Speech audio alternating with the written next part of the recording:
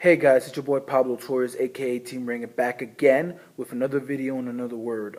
Even though yesterday's video was like yesterday, but you know what? I usually do one on Friday, so I'm gonna do one again. Um, this video, when I do my words of my videos and my sermons, my preaches, I mostly, you know, preach about a lot of worldly things. Hey, don't get me wrong. I do. There are preachers in there that have preached to the Christian community as well, because it's not just the world people need to hear this. The Christian community needs to hear this as well. But this one that I'm about to preach, I'm not sure if I'm like by seeing things I can kind of get what goes on, but biblical wise, I'm a little acquainted with it, but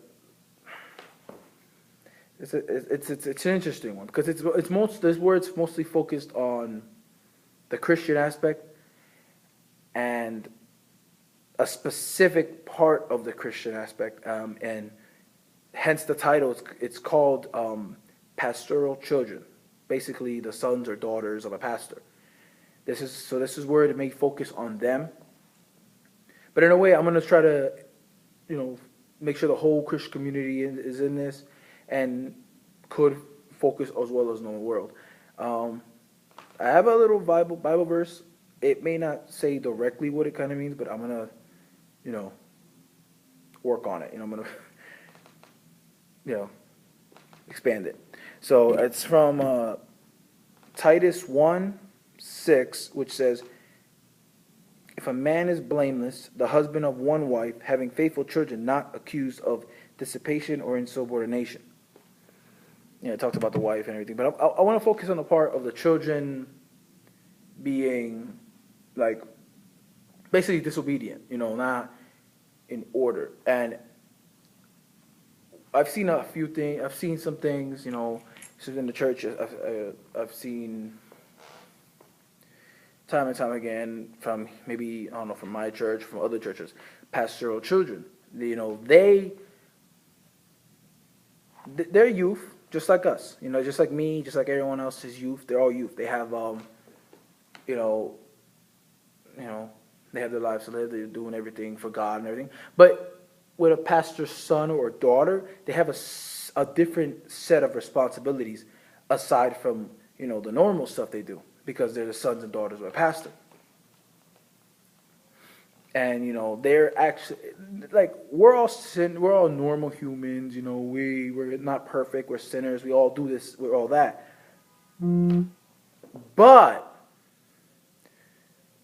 when you see the son or a daughter of a pastor, you're kind of put on a little pedestal. I'm not in the worship sense, not that, but like, you have a responsibility as a son or daughter of a pastor. You sort of have a responsibility with the rest of the youth, because you have to show that example, and you're given basically that responsibility when you're of age. Like when you're born, you're automatically a son or a daughter or a pastor if your parents are pastors. And when you come of age, when you're old enough to understand, that's when you start learning about the responsibilities of being the son or daughter of a pastor. And you have to basically, show the responsibility day in and day out, like, and not act like all high and mighty. Just because you're the pastor's son or the pastor's daughter doesn't mean that you're better than others. Hey, I'm not just, every time I do a word, I always go in general. So this also goes for the whole congregation, and this goes in general for people for kids in general. Kids are, you're supposed to be, responsible of everything you do once you understand responsibility. Same goes for the clergy, the congregation. We all have a responsibility in the church. Every one of us, especially if you're in a certain group in the church, like say you're in the grupo de cámaras, like in the group of cameras, grupo de caballeros, basically the married men of the more married men of the group. Fathers of the family man, the alabanza, the worship group, la danza, the dancing, basically the symbol groups, and the Mujeres, the ones who, make sure everything's in order while service is happening. All these other groups, they have their responsibilities, they have their things to do, and, it's very important in the church. But sometimes responsibility could mean like you just being here in the church. In the case of a pastor's son or daughter, it even also goes to the group of sounds who, without them, the service would be different. Just leave it at that. Just leave it at that. But yeah, all the groups in the church, and if I've missed any other groups, I'm sorry. I'll try to remember next time. But yeah, every group in the church is important. But like I said, like when it comes to pastoral children, at least their presence in the church shows responsibility. Like a lot of Hovenists, they come, remember, it's the pastor's son or daughter, you're a youth. So you're old enough to be a pastor yourself. You're a youth. So you have a little bit of a leadership role when it comes to the other youth. You have that. That's the responsibility. And you have to show that. And the best way to show that is to come to church as well. Because, and show responsibility and do, if like say you're asked to do something mainly from pastors, do it. But never make yourself feel high and mighty. Because there's some instances where I've seen, not just around in a bunch of churches, maybe also maybe in our church, my church, like I've seen all around, like a pastor's son or a daughter would be in a group, let's just be in any group, and they don't basically follow schedules, but do their own thing, and automatically expect to automatically, still do what they're doing in the group. But you're not, like say you were part of maybe the alabanza or la danza, or in the cameras because you got to do something important, but you feel like you're all, or in the sound, you feel like you're all, or in any group, you feel like you're higher than that, but you can do whatever you can come in late and anything, come do whatever you want, and still expect to be a part of it on the days of the service, especially on a Sunday. You expect that. You really expect that. For those who pastor kids, but as the children of pastors, you have to show responsibility. Not all of us are children of pastors. That's why, in my case, I'm like 50-50 on that. I wouldn't mind being the son of a pastor, but also it's just a little controversy with that. It's a little, because you're expected of a lot. It's a fact. You're expected of a lot. When you're the son or daughter of a pastor, you're expected to do a lot more than the other Hovenists in the groups. You are expected, and it's a challenge. But if somehow if I was some reason if I was a son of a pastor, then I'd take the challenge, because you have a responsibility and you got to take it. You can't play around with the responsibility. You cannot.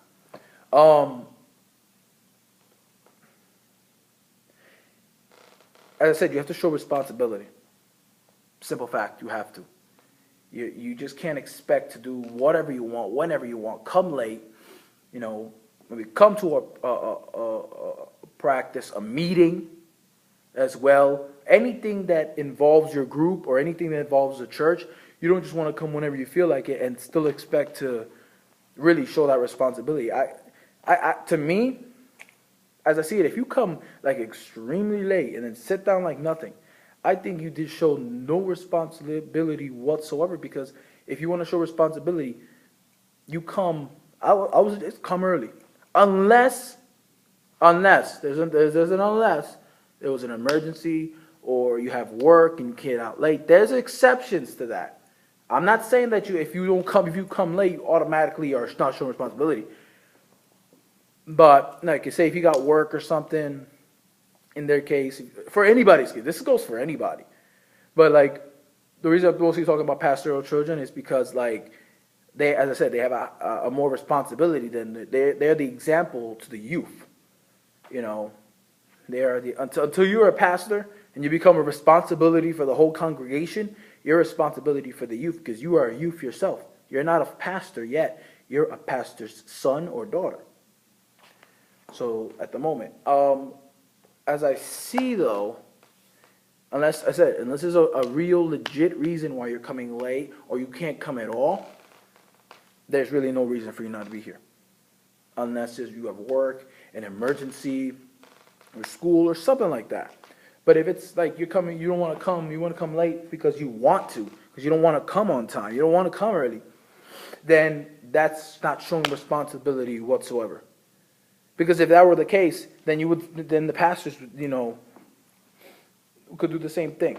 But they don't. They're the pastors. They have a responsibility. They know that they're here early. They know that they have to prepare the congregation. They have to prepare the service. They have to make sure everything's right. But firstly, they have to show that they are here. So when they say to you, you have to be here. Like, if you, I'm not forcing anyone to be here.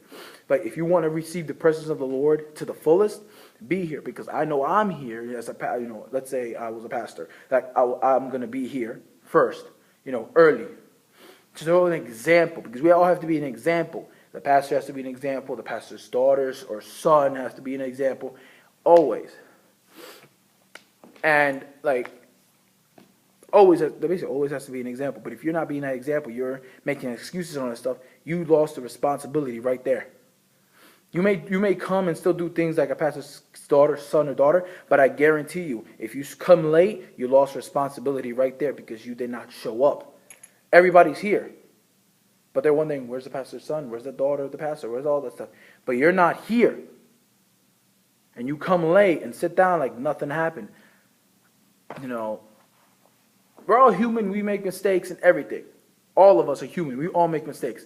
None of us are like a special case where we're perfect and everything. We all make mistakes. We're all imperfect. We're imperfect. But, we're imperfect but loved by a perfect God. And then, but when you can, show the best responsibility ever. Be firm. You have to show it every time. You're a pastor's son, your or daughter, you have a responsibility above all the other youths, because you have to show an example, basically. And I'm going to show you, I would tell you an example of one of my boys. He's a pastor's son. He's actually the son of the apostle, actually the youngest son, because the apostle apparently has two sons. One of them a pastor, Nato, the youth pastor, but he's a pastor, so this kind of excludes him a little bit, unless he is a pastor's son, but he's also a pastor, so kind of excludes him. But who I'm going to talk about is the pastor's younger son, Sammy. He's my boy and everything. He's one of my boys, and we have our fun and everything. But he is one of the most responsible people I have ever met. I have ever seen, because if I'm right, I think he's the leader of the Sounds. If I'm right, I should be right. He's the leader of the Sounds, and he's always on top of that. There's more people in the group of Sounds, but he's on top of that like you couldn't believe. When the pastor wants something, boom, the first one up there. Even if it's not his turn, when it's his turn, it's automatically set. But even when it's not his turn to control the Sounds, he automatically will make sure everything's fine and make sure everything's right. He even controls the ones for the youth center. Sounds he got that. He got this. This is all him. He shows the most responsibility. He's always here at church in the services. He shows the biggest responsibility of a youth. He's the son of a pastor, and I applaud him. I admire him for showing that responsibility that should come with being the pastor, the son or daughter of a pastor. He shows it day in and day out. Yeah, we have our fun. We have our times, good times, joke around, all that stuff. But when it comes down to it, when it comes down to showing that responsibility, he shows it 110%, maybe more. But he shows it, and I admire that, because it proves that, if you truly understand the significance of being the son or daughter of a pastor, you will take that responsibility in full effect, and you won't waste the opportunity, the gift you have been given, the privilege you have been given. Because, there's pastors' sons and daughters in this world who say they're responsible but don't show it. Remember, it's one thing to say something, but you have to show it to mean it. It's simple facts. It's simple facts. You can say, "Oh, I'm the pastor's son. Okay, I'm gonna be right there in in the other church in 5 minutes."